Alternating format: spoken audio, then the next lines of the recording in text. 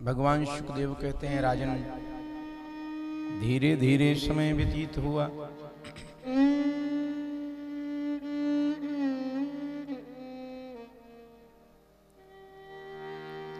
एक वर्ष बीता।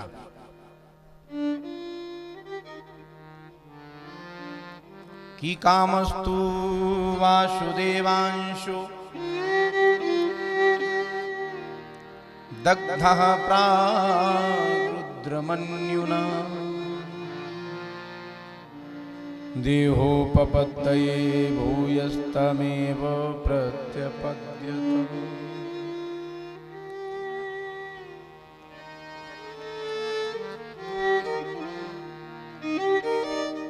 द्वारिका में खुशहाली का अवसर पुनः आया।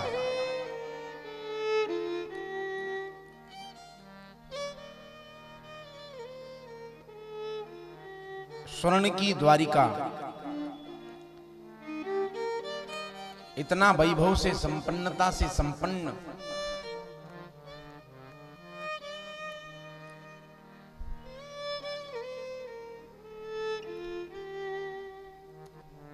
और दुनिया के लोग किसी के वैभव की ओर जब दृष्टि डालते हैं तो फिर उनको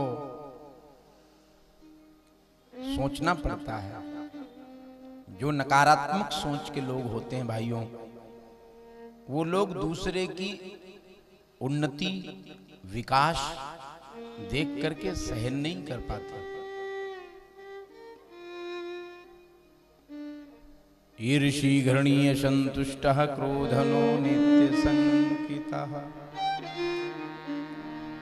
6 प्रकार के जीवन में दुख हैं, तो सबसे पहला और बड़ा दुख है ईर्षा। भगवान द्वारिकाधीश के यहाँ जब खुशहाली का अवसर आया तो किसी से बैर नहीं है, किसी से दुश्मनी नहीं है। अकारण लोग बैर ठान लेते हैं। ठाकुर जी ने जानकर किसी से विरोध नहीं किया।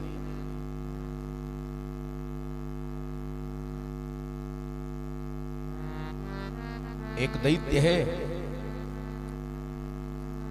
शंबरासुर, इसने प्रसूति घर से ही रुक्मिणी ने जो प्रथम बालक को जन्म दिया हरण कर ले गया। कारण कोई विवाद होगा? कोई कारण नहीं, अकारण ही।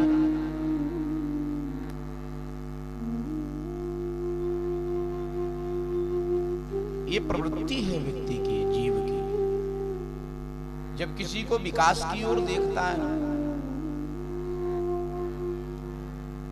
किसी की उन्नति हो गई, नकारात्मक सोच के जो प्राणी है वो ये सोचता है इसको कैसे डाउन करें। आज भी चल रहा है, आप सबके जीवन में, हम आप सबके जीवन में ये होता है। कोई सोचे कि इसका कोई कारण होगा, कोई कारण नहीं। आप ज्यों-ज्यों विकास करेंगे, आपके ज्यों-ज्यों ऊंचाई की ओर जाने का प्रयास करेंगे, ज्यों-ज्यों आपके पास वैभव की वृद्धि होगी, त्यों-त्यों आपके उतने ही दुश्मन। जितने मित्र बढ़ेंगे, दुश्मनों की भी वृद्धि होगी। उसका कोई कारण नहीं, अकारण।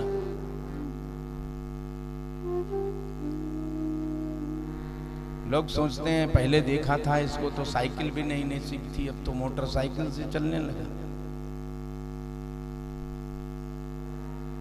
हमारे देखते देखते इसने कितना बड़ा विशाल काम कर लिया। 2-5 वर्ष में इतना विकास किया। इसको डाउन करना चाहिए। लोग उसके पीछे पड़ जाते हैं।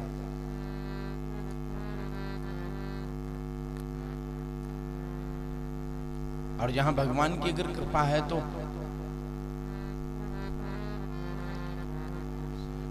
सकारात्मक व्यक्ति के साथ में, अगर अपने सिद्धांत के साथ में है, तो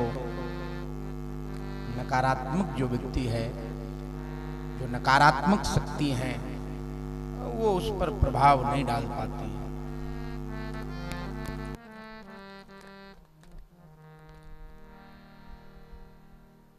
इसलिए जीवन में सबसे पहला दुख है ईर्ष्या।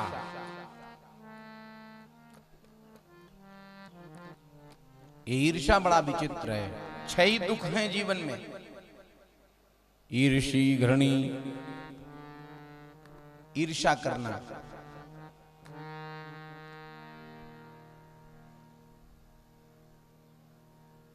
ईर्ष्या व्यक्ति के, जिस मानव के जीवन में ईर्ष्या पनप जाती है, उस व्यक्ति को बाहर से तो भले तंदुरुस्त दिखे, लेकिन अंतःकरण से, अंदर से वो खोखला हो जाता है, कमजोर होता है।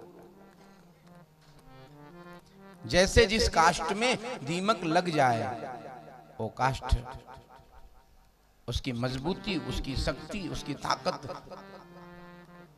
समाप्त हो जाती है। ऐसे ही जिस मानव में, किसी भी डिपार्टमेंट में चले जाओ, किसी भी समाज में चले जाओ, किसी का प्रमोशन हो गया तो कोई दूसरा ऑफिसर कहेगा इसका डिमोशन कराओ।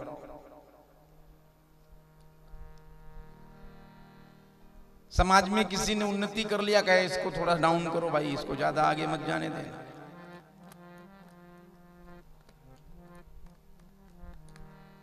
हर तबके के समाज में, हर व्यक्ति के समाज में ये कलुषित जो नकारात्मक सोच है, ये दुख देने वाली है।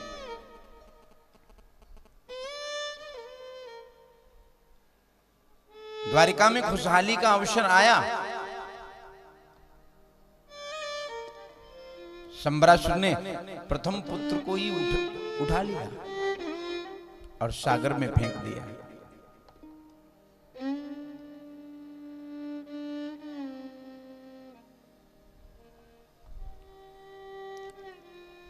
रुक्मिणी को बड़ी तकलीफ।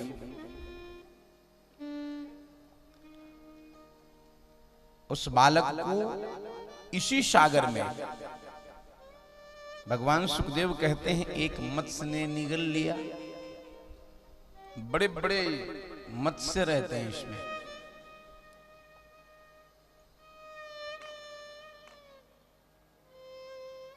कुछ मछलियों को पकड़ने वाले जाल लगा करके बैठे हुए थे नौकाओं पर, वो मछली उसमें फंस गई।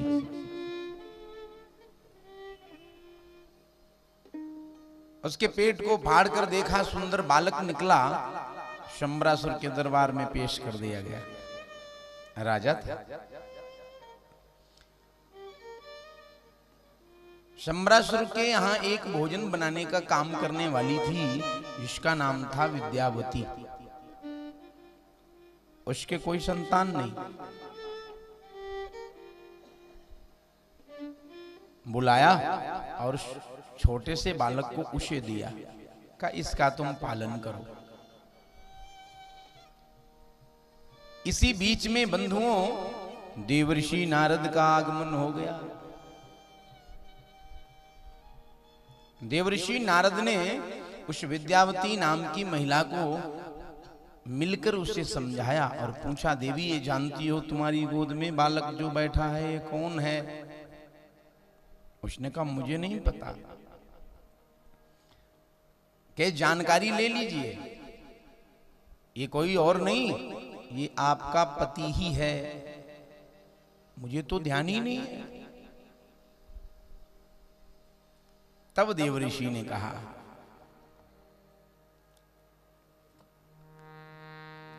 जब शिवती सर नयन उघारा, चितवत काम भयो जरी छारा।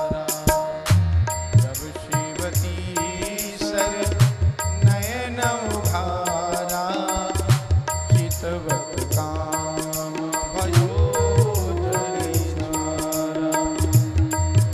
जब शिवती सर नयन उघारा, चितवत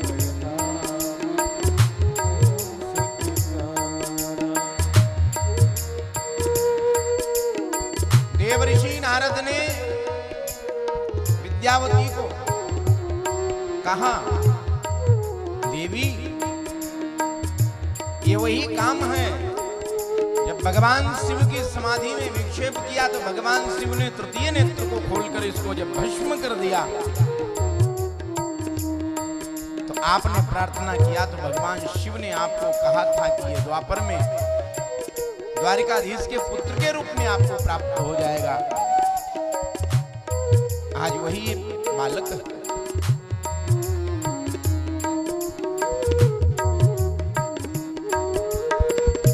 जब शिवतीशर नयन उघारा चित काम भयो जरि छारा। जब शिवतीशर नयन उघारा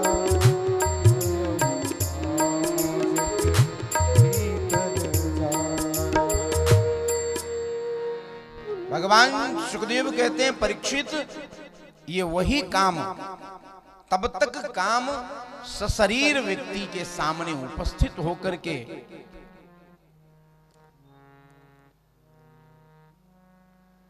चैलेंज करता था, लेकिन जब से भगवान शिव ने भस्म कर दिया तब से इसका नाम हो गया अनंग। अब शरीर से नहीं, मन में कामना हुई, स्मरण किया, उसका प्रभाव दिखने लगता है। विद्यावती ने बड़ी सेवा किया और कुछ ही समय में बालक युवा हो गया।